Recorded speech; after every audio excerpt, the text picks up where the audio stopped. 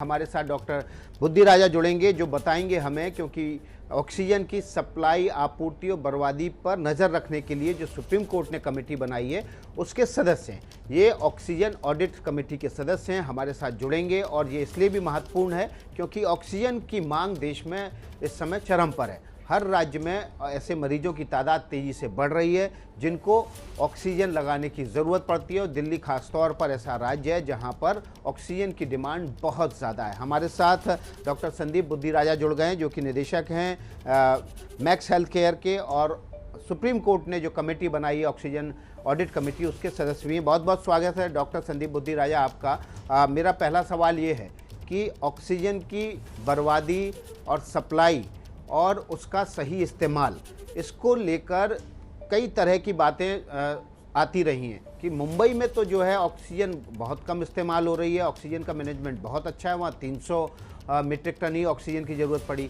दिल्ली में 700 metric ton oxygen की ज़रूरत पड़ रही है। तो ये जो अंतर है, ये क्या सप्लाई, आपूर्ति और बर्बादी की वजह से है? देखिए, केंद्रीय सरकार ने जो गाइडलाइंस निकाली है कि कितनी पर बेड ऑक्सीजन की रिक्वायरमेंट होती है, आई थिंक पूरे देश में वही कैलकुलेशन यूज़ हो रही है। और वो बहुत स्ट्रेट फॉरवर्ड कैलकुलेशन है कि कोई आईसीयू का बेड है, एचडीयू का बेड है, तो उसमें 24 लीटर ऑक्सीजन पर मिनट की रिक्वायरमेंट होगी, और जो वार्ड का बेड है उसमें 10 लीटर पर मिनट ऑक्सीजन की रिक्वायरमेंट होगी। सिंपल कैलकुलेशन है, आप इसको मल्टीप्लाई कर दीजिए नंबर ऑफ बेड्स आपके आईसीयू में दिल्ली में कितने हैं या किसी भी स्टेट में कितने हैं, और नंबर ऑफ बेड्स आपके वार्ड में कितने हैं। वो मल्टीप्लाई करके आपको उस फॉर्मूले से क्लियर आइडिया मिल जाता है कि जिस स्टेट में जितने आईसीयू और ऑक्सीजन बेड्स हैं उतनी रिक्वायरमेंट है। अब अगर हम बॉम्बे और दिल्ली का कंपैरिजन, ये बहुत सुनने को मिल रहा है, मुझे लगता नहीं है ये एक तरह से कोई भी किसी स्टेट को कंपेयर करना कोई राइट कंपैरिजन होगा। कि उसके पहले हमें ये डाटा बताना बहुत ज़रूरी है कि उस स्टेट में या उस सिटी में, उस कैपिटल में कितने क्रिटिकल केयर, कितने आईसीयू बेड्स थे। अगर मैं कहूं कि दिल्ली में मुंबई से 1.5 गुना ज़्यादा आईसीयू बेड्स हैं, तो ऑटोमेटिकली आपकी देख लीजिए ऑक्सीजन रिक्वायरमेंट कितनी बढ़ जाती है। तो वो डाटा हमें एप्पल टू एप्पल कंपैरिजन करना बहुत जरूरी है। जब तक हमें ये नहीं पता कि कितने आईसीयू बेड्स हैं, कितने वार्ड बेड्स हैं, कितनों में ऑक्सीजन है, वो कह देना कि वहाँ पे 300 मीट्रिक टन लग रही है और दिल्ली 700 मीट्रिक टन मांग रहा है, वो मेरे ख्याल ठीक कंपैरिजन नहीं है। और जहाँ तक रॉन्ग यूज की ज्यादा आप जैसे कह रहे हैं कि ठीक अप्रोप्रिएट यूज नहीं हो रहा, वो उस चीज को मैं मानने को बिल्कुल तैयार नहीं हूँ। हमें इस स्टेज पे बिल्कुल ड्यू रिस्पेक्ट देना चाहिए अपने डॉक्टर्स, नर्सेस, प्रोफेशनल्स का। उनको रिस्पेक्ट करना चाहिए जो ट्रीटमेंट ऑफर कर रहे हैं, रादर देन इस स्टेज पे हम क्वेश्चन करें कि वो ऑक्सीजन ज्यादा क्यों इस्तेमाल कर रहे हैं। मेरा ख्याल कोई भी पेशेंट भी नहीं चाहेगा कि उसको ज्यादा ऑक्सीजन दी जाए जितनी चाहिए उससे, और ना ही कोई डॉक्टर या नर्स के पास आज की तारीख में ऐसी लग्जरी है किसी हॉस्पिटल के पास कि वो अननेसेसरी ऑक्सीजन किसी मरीज को देगा। तो वो बात कहना ठीक नहीं होगा। जी डॉक्टर साहब, मैंने एक स्टडी पढ़ी, यूएस की स्टडी थी, और उसमें ये कहा गया कि उन शहरों में जहां पर प्रदूषण बहुत ज़्यादा है वहां पर ऑक्सीजन डिमांड वाले मरीजों की तादाद बहुत ज़्यादा है। पोल्यूशन और इस बीमारी में, कोरोना की बीमारी में ऑक्सीजन, इसका क्या कनेक्शन है?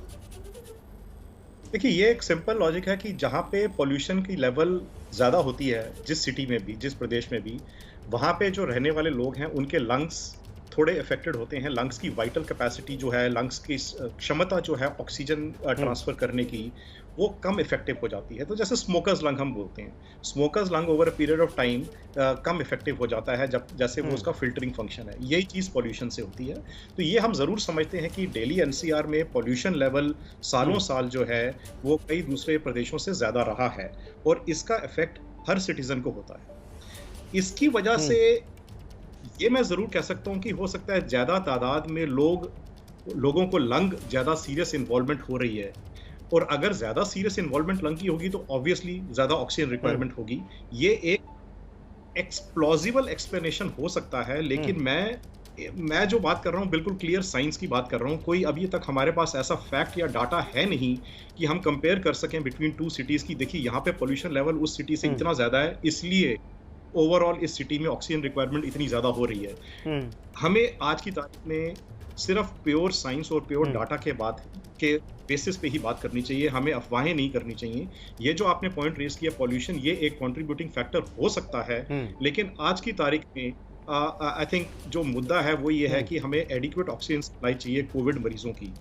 अब पॉल्यूशन है नहीं है वो सब आगे के लिए इम्पोर्टेंट ज़रूर हो सकता है, लेकिन आज की तारीख में जो बर्निंग इशू है वो है कि हम अपने मरीजों को एप्रोप्रिएट ट्रीटमेंट कैसे दे पाएं।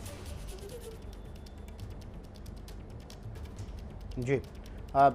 डॉक्टर संदीप, क्या ये जो तैयारियां थी हमारी इस लहर को लेकर, वो तो निश्चित रूप से पूरी नहीं थी और इसमें ध्वस्त हो गई, लेकिन जो वैकल्पिक ऑक्सीजन सप्लाई के ऑप्शन होने चाहिए थे, जो विकल्प होने चाहिए थे, क्या उस पर हमने तेज़ी से काम नहीं किया और उस पर तेज़ी से नहीं काम करने की वजह से लोगों को ज़्यादा तकलीफ हुई? देखिए, ये तो बहुत क्लियर है कि प्रिपेयर्ड नहीं थे। जो सेकेंड वेव जिस तरह जिस स्पीड से जितनी भयानक रूप से आई, उसके लिए पूरा देश प्रिपेयर्ड नहीं था और ये गलती थी हमारी, हमें प्रिपेयर्ड रहना चाहिए था। लास्ट ईयर के बाद एक क्लियर वार्निंग साइंस थे, उसके बाद एक पीरियड भी था जब काफ़ी शांति थी, काफ़ी नंबर्स कम थे, तो हमें उस टाइम अगर हम प्रिपेयर्ड हो जाते फ्यूचर के लिए तो पॉसिबिलिटी जो अभी आज की सिचुएशन है वो इतनी ख़राब ना होती। जी, लेकिन अब जो कहा जा रहा है कि तीसरी वेव भी आएगी, तीसरी वेव आएगी तो उसके लिए क्या तैयारियां करनी चाहिए, वो कब तक आएगी, इसको लेकर भी इस समय चर्चाएं चल रही हैं, लेकिन क्या कोई हार्डकोर फैक्ट हैं कि तीसरी वेव आएगी तो कब आएगी और वो आएगी तो किस तरह के इम्पैक्ट छोड़ेगी, किस तरह के मरीज उस समय सामने आएंगे और उसके लिए प्रिपरेशन करने के लिए क्या हम लोग तैयार हैं? मैं आपके इस क्वेश्चन को दूसरे वे में पुट अप करना चाहूँगा। मैं कहूँगा कि ऐसा कोई एविडेंस है हमारे पास कि तीसरी वेव और चौथी वेव नहीं आएगी। पहली वेव आई है, उसके बाद दूसरी वेव आई है और ये वेव्स आती रहेंगी। ऐसा ही पैंडेमिक होता है जब तक हम अपने क्रिटिकल बेस पॉपुलेशन को वैक्सीनेट नहीं करेंगे। एक ही तरीका है, एक ही परमानेंट सॉल्यूशन है जब हम कह सकते हैं कि अब शायद और वेव्स आगे ना आए, और वो है वैक्सीनेशन एंड ओनली वैक्सीनेशन। तब तक हमें कोविड एप्रोप्रिएट बिहेवियर को अडॉप्ट करना बहुत जरूरी है। सुपर स्प्रेडिंग इवेंट्स को कंट्रोल करना या प्रिवेंट करना बहुत जरूरी है। तो जब तक हमारी आप लेके चले 70 से 80%, मैं कहूँगा 100% पॉपुलेशन जो है वैक्सीनेट नहीं हो जाती, तब तक मास्किंग करनी है, मास्क पहनना है, सोशल डिस्टेंसिंग मेंटेन करना है। हर हालत में पब्लिक गैदरिंग को हमें नहीं होने देना, चाहे वो रिलीजियस इवेंट्स हो, चाहे वो इलेक्शंस हो, चाहे कोई भी और कल्चरल सोशल फंक्शंस हो, वो बिल्कुल अलाउ नहीं करने चाहिए। आज की तारीख में तो मैं ये कहूँगा कि घर के अंदर भी अगर आप बैठते हैं तो आप मास्क पहनिए, लेकिन सबसे ज़रूरी जो क्रिटिकल चीज़ है जिसके बेसिस पे हम कह सकते हैं कि फ्यूचर वेव्स हम रोक सकते हैं, वो है वैक्सीनेशन। तो इस टाइम हमें 2 प्रोंग स्ट्रेटेजी करनी है। एक है जो प्रेजेंट सिचुएशन है उसको कंट्रोल करना, जिसके लिए हमारे पास ऑक्सीजन ट्रीटमेंट और हॉस्पिटल बेड्स की बहुत ज़रूरत है, वो एक इमीडिएट बर्निंग इशू है। और सेकंड है कि आगे के हम वेव्स को प्रिवेंट करें, तो उसके लिए हमें अपना नेशनल वैक्सीनेशन प्रोग्राम को अभी जो है उससे मैं कहूँगा 1000 गुना, 2000 गुना, 10,000 गुना बढ़ाना है, ताकि हम 24 घंटे वैक्सीनेशन कर सकें, हर आदमी को वैक्सीन कर सकें जो कि एक इंडियन सिटीजन है, जो अभी एलिजिबल है 18 साल से ऊपर। और इसमें हमें टाइम नहीं वेस्ट करना। बाहर की कंट्रीज ने ये क्लियरली दिखा दिया है, इतने सारे एग्जांपल्स हैं कि जिन कंट्रीज ने अपने प्रोग्राम को किया है। हमने देखा है इस बार जो वेव है वो बहुत तेज़ है और घर के घर, मोहल्ले के मोहल्ले, शहर के शहर इससे संक्रमित हो रहे हैं। क्या ये जो संक्रमण है इस बार का, ये इतना तेज़ और पर्याप्त है, इतनी बड़ी आबादी को ये संक्रमित कर देगा कि हर्ड इम्यूनिटी डेवलप हो पाए? देखिए, हर्ड इम्यूनिटी की हम बात बहुत टाइम से कर रहे हैं और ये हम एक्चुअली हर्ड इम्यूनिटी के चक्कर में प्रॉबेबली हमारा थोड़ा वैक्सीनेशन प्रोग्राम भी स्लो हो गया है। हम एक टाइप से सोच रहे थे कि 60-70% पॉपुलेशन अगर इम्यून हो जाती है तो हर्ड इम्यूनिटी हो जाएगी। इंडिया के कई एरियाज में सीरो प्रेवलेंस की स्टडी की गई, उन्होंने दिखाया 60%, 65%, दिल्ली में तो कई के एरियाज में, डिस्ट्रिक्ट्स में 67% तक भी था। तो हमें एक लगने लगा कि प्रॉबेबली ये तो हमारी हर्ड इम्यूनिटी हो गई है, थोड़ी सी पॉपुलेशन को और वैक्सीनेट करेंगे, ये 70% पे हम पहुंच जाएंगे और ये हर्ड इम्यूनिटी हो जाएगी, लेकिन ऐसा नहीं हुआ है। तो अब ये साइंटिफिकली कह पाना कि हर्ड इम्यूनिटी इस बीमारी में होगी या नहीं होगी, होगी तो कितनी मात्रा पे होगी, वो 60% है, 70% है, 90% है। एंड सबसे इंपॉर्टेंट बात जो है कि जो ये वेरिएंट्स ऑफ कंसर्न या वेरिएंट्स ऑफ इंटरेस्ट निकल रहे हैं, इतने म्यूटेशंस निकल रही हैं, क्या ये हर्ड इम्यूनिटी के बिल्कुल। अंतर्गत आके हमें इन्फेक्शन प्रिवेंट करेंगी भी कि नहीं करेंगी, इम्यून मैकेनिज्म को एस्केप कर रहे हैं। तो अभी मेरे ख्याल सबसे बड़ा फोकस जो जैसे मैंने कहा एक वैक्सीनेशन पे होना चाहिए और साथ ही साथ टेस्टिंग। और जब हम टेस्टिंग की बात करते हैं तो सिंपल कोरोना टेस्टिंग नहीं, जेनेटिक जीनोटाइपिंग, जेनेटिक सीक्वेंसिंग करना बहुत जरूरी है। रैंडमली एक परसेंटेज ऑफ जी। पॉजिटिव इंडिविजुअल्स का हमें जेनेटिक सीक्वेंसेस करके ये देखना है कि हमारे देश में कौन सा स्ट्रेन इस टाइम प्रेवलेंट है और क्या वो स्ट्रेन जो वैक्सीन हम दे रहे हैं उससे प्रिवेंट हो रहा है, क्या पहले अगर आपको इन्फेक्शन हो चुका है तो ये वेरिएंट प्रिवेंट करेगा कि नहीं। ये सब डाटा प्रोड्यूस करना हमारी कंट्री के लिए एकदम जरूरी है, क्योंकि हमें ये ध्यान देना है कि ये प्रॉब्लम सिर्फ हमारे हिंदुस्तान की नहीं है। अगर ये हमने इसको जल्दी कंट्रोल नहीं किया, ये पूरे देश का एक और वेव आ जाएगा, बिकॉज ये स्ट्रेन्स बहुत जल्दी फैलते हैं। और अभी हम मैक्स में भी अपनी स्टडी कर रहे हैं जहाँ पे हम जेनेटिक सीक्वेंसेस कर रहे हैं थ्रू आईजीएबी, और इनिशियल स्टडीज में हमने यही देखा है कि ज्यादातर केसेस जो अभी दिख रहे हैं वो म्यूटेंट स्ट्रेन्स ही हैं। अब वो म्यूटेंट स्ट्रेन्स बिल्कुल एस्केप कर रहे हैं या पार्शियली एस्केप कर रहे हैं या बिल्कुल प्रोटेक्टेड है वैक्सीन से, ये देखने वाली चीज है। और इस डाटा से ही आगे डिसाइड होगा कि ये प्रेजेंट वैक्सीन को हमें मॉडिफाई बड़ी महत्वपूर्ण बात की है डॉक्टर संदीप बुद्धिराजा आपने। जो ऐसे लोगों की बड़ी तादाद है जिनको वैक्सीन लग चुकी है, इन्फेक्टेड हो रहे हैं, ऐसे लोगों की भी बड़ी तादाद है जिनको पिछले साल हुआ था वो भी इन्फेक्टेड हो रहे हैं। तो जो म्यूटेंट होके वायरस आ रहा है वो अगर हर्ड इम्यूनिटी हो भी जाएगी तो ऐसा लगता है कि उसके बावजूद अगर म्यूटेंट होके आएगा तो वो उस इम्यूनिटी के खिलाफ हो सकता है। जी देखिए, जब हम वैक्सीन एफिकेसी की बात करते हैं, आपने देखा होगा WHO ने कहा है कि कोई भी वैक्सीन अगर 50% से ज़्यादा एफिकेसी देती है, प्रोटेक्शन देती है, तो वो इफेक्टिव वैक्सीन है।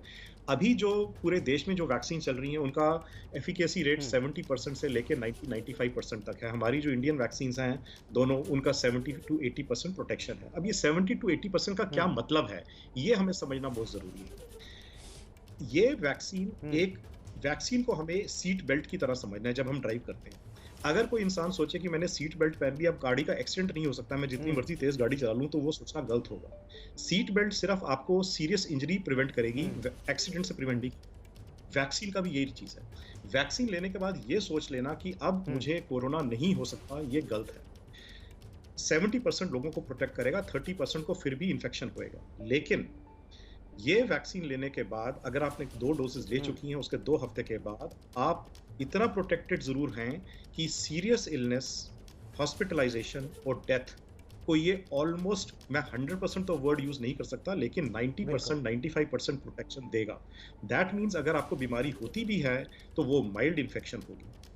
और हॉस्पिटल का जो इंफ्रास्ट्रक्चर है, हेल्थ केयर का जो इंफ्रास्ट्रक्चर जो इस टाइम इतना ओवरबर्डन है, उसको आप और ज्यादा ओवरबर्डन होने से रोक पाएंगे, क्योंकि आपको हॉस्पिटलाइजेशन की जरूरत नहीं पड़ेगी। लेकिन आपकी इन्फेक्टिविटी टू अदर्स उतनी ही रहेगी। इसीलिए चाहे आप वैक्सीनेशन करवा भी चुके हैं, तब भी आपको मास्क पहनना है, अपनी खुद की प्रोटेक्शन के लिए और दूसरों की प्रोटेक्शन के लिए। जी डॉक्टर संदीप, एक महत्वपूर्ण सवाल ये कहा जा रहा है कि जो तीसरी वेव होगी वो बच्चों को बहुत ज़्यादा प्रभावित कर सकती है, क्योंकि दूसरी वेव में ज़्यादातर नौजवान भी प्रभावित हो रहे हैं और वो उनकी एक वजह भी है कि उनको वैक्सीन नहीं लगी थी। 45 से ऊपर साल की उम्र के लोगों को और काफ़ी लोगों को वैक्सीन लग गई थी। क्या अब वक्त आ चुका है कि 18 साल से कम उम्र के लोगों पर, बच्चों पर भी वैक्सीन लगाने की प्रक्रिया शुरू कर देनी चाहिए? बिल्कुल, ये जो प्रेडिक्शन है कि ये यंगर पॉपुलेशन या बच्चे ज़्यादा इफेक्ट होंगे फ्यूचर वेव्स में, वो यही सोच के है क्योंकि ये पॉपुलेशन ज़्यादातर अभी अनवैक्सीनेटेड है। और ऑब्वियसली ये वायरस जब आता है तो वो एज को नहीं देखता, वो ये देखता है कि भाई इसका इम्यूनिटी स्टेटस कैसा है। अगर वो बच्चों में वैक्सीनेशन नहीं लगा होगा तो, और वही एक, तब वो वल्नरेबल पॉपुलेशन बन जाएगा। अभी जैसे वल्नरेबल पॉपुलेशन में पहले एल्डरलीज को कहते थे, तब उस स्टेज पे वो वल्नरेबल पॉपुलेशन यंग एज हो जाएगी, क्योंकि वो अनवैक्सीनेटेड हैं ज्यादातर। तो अभी जैसे, और उसी लाइंस पे आप जैसे हमने अपना वैक्सीनेशन प्रोग्राम 18 से ऊपर खोल दिया है। वो 18 की कट ऑफ क्यों थी? क्योंकि जितनी भी अभी इंडिया में वैक्सीन की स्टडीज हुई हैं वो 18 से ऊपर पॉपुलेशन में ही हुई थी। अब दुनिया के बहुत देशों में 12 से 18 साल वाले उम्र के लोग बच्चों को भी वैक्सीनेशन एज ग्रुप में ले लिया गया है और कुछ कंट्रीज में 7 से 12 साल का भी एज ग्रुप के ट्रायल्स चल रहे हैं और जो कि अब बड़ी रिसेंटली शुरू हो जाने वाले हैं वैक्सीनेशन। और अगर आप इंडिया में भी देखें तो एक वैक्सीन को अभी फिलहाल अप्रूवल मिल गया है 12 साल से 18 साल की उम्र के लिए भी, और जो अगले कुछ हफ्तों में कुछ और नई वैक्सीन आएंगी, इंडिया में अप्रूवल हो जाएगा, उन वैक्सीन का ऑलरेडी बच्चों में 12 से 18 साल की उम्र में फेज 3 ट्रायल्स चल रहे हैं। तो उनको जैसे रिलीज मिलेगा मुझे लगता है वो बच्चों में लॉन्च हो जाएंगे। तो ये एक बहुत बड़ा स्टेप होगा जो कि हमें बहुत जल्द ही करना है। इनफैक्ट मैं तो ये कहूँगा कि प्रेगनेंसी में और ब्रेस्ट फीडिंग मदर्स में भी दुनिया के कई देशों में अब अलाउड हो गया है और देना चाहिए। तो अगर अपने लोकल कुछ डाटा कलेक्ट कर लें तो मेरे हिसाब से कोई भी पॉपुलेशन का ऐसा वर्ग, ऐसा अंग नहीं होना चाहिए जिसको हम इस टाइम वैक्सीनेशन से बाहर रखें या दूर।